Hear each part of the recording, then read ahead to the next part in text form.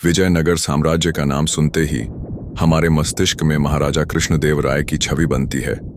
परंतु क्या आप इस तथ्य से परिचित हैं कि विजयनगर साम्राज्य और बहमनी सल्तनत के मध्य 200 सालों का लंबा रक्तरंजित संघर्ष हुआ था, जिसमें अनेकों अवसरों पर विपरीत परिस्थिति में भी विजयनगर के राजाओं ने बहमनी सुल्तानों को पराजित किया था।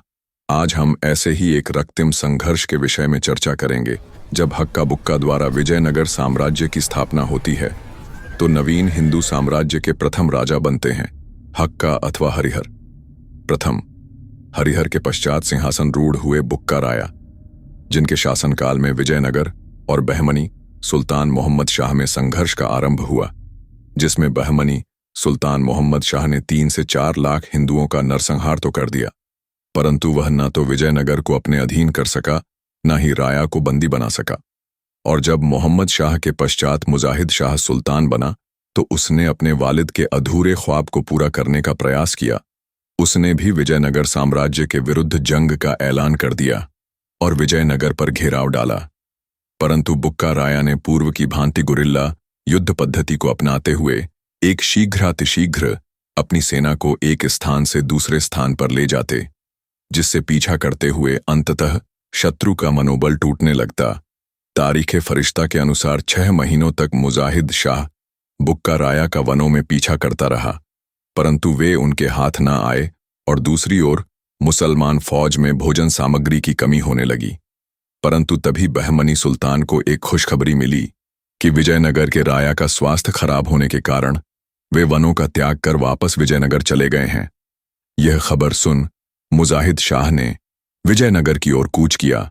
वह मंदिरों को ध्वस्त करता हुआ, स्त्रियों बच्चों को गुलाम बनाता हुआ, बाजारों को लूटता हुआ आगे बढ़ा। परंतु जैसे उसने सोचा था कि अब तो वह सरलता से विजयनगर को अपने अधीन कर लेगा, वैसा नहीं हुआ। जब वह अपने एक लड़ाका महमूद अफगान के साथ नदी पार कर काफिरों की प्रतिक्रिया को भांपने आ रहा था, तभी एक हिंदू घुड़सवार ने मुजाहिद शाह को उसके अश्व से पहचान लिया और मुजाहिद शाह पर विद्युत की गति से आक्रमण किया। महमूद अफगान अपने सुल्तान पर आक्रमण होता देख सुल्तान के आगे आ गया और उस हिंदू घुड़सवार के प्रचंड प्रहार से वहीं ढेर हो गया। जैसे ही महमूद अश्व समेत धराशायी हुआ, हिंदू ने सुल्तान के मुख पर प्रहार किया, पर सिर पर शिरस्त्राण पहने होने के कारण सुल्तान बच गया था। परंतु अभी सुल्तान की असली परीक्षा बाकी थी। इस आकस्मिक भिड़ंत के पश्चात मुजाहिद शाह का पुनः बुक्का राया से सामना होता है। आरंभ में मुजाहिद शाह को लगता है कि वह विजयी हो गया है, क्योंकि दोनों ओर भारी प्राण हानि हो चुकी है और जिस सेना से उसका सामना हुआ है वो विजयनगर की संपूर्ण सेना थी। परंतु ऐसा नहीं था। शीघ्र ही बुक्का राया के भ्राता के नेतृत्व में 20,000 घुड़सवारों की सेना रणभूमि में आ डटी, जिसने सुल्तान के एक कमानदार मुकरिब खान को मौत के घाट उतार दिया।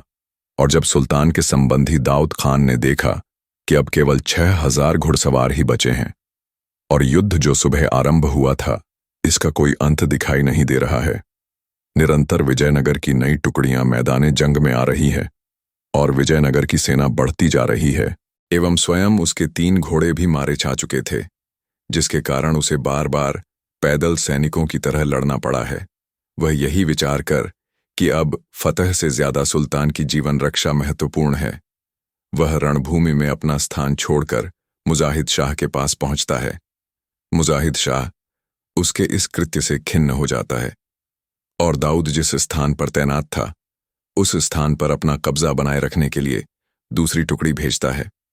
परंतु तब तक विजयनगर की सेना वहां पहुंच चुकी थी और मुजाहिद शाह की भेजी टुकड़ी यह देखती है तो उसके हौसले पस्त हो जाते हैं और वह मुजाहिद को संदेश भिजवाती है कि हिंदू यहां पर पहले ही काबिज हो चुके हैं, अब इसे पुनः प्राप्त करना असंभव है। तारीखे फरिश्ता बताता है कि सुल्तान को जब यह समाचार मिला तो हिंदू सेना के 40,000 सैनिक वीरगति को प्राप्त हुए थे, परंतु मुसलमान सेना के शहीदों का आंकड़ा इससे बहुत ज्यादा था।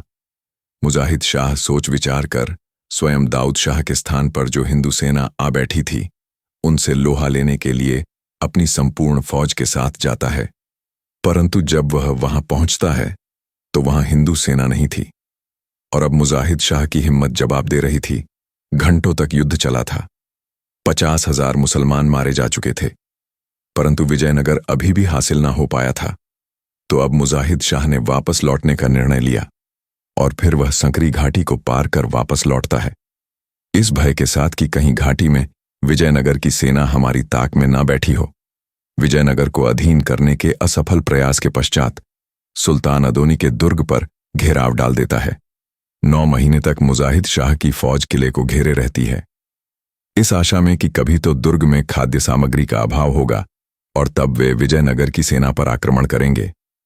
तारीखें फरिश्ता के अनुसार दुर्ग में जल का अभाव हो गया था, परंतु अंत समय पर वर्षा होने के कारण एक ओर इस्लामिक फौज की आशा टूट गई और दूसरी ओर सुल्तान की फौज में अन्न का अभाव हो रहा था और मुसलमान सैनिकों का स्वास्थ्य भी खराब हो रहा था।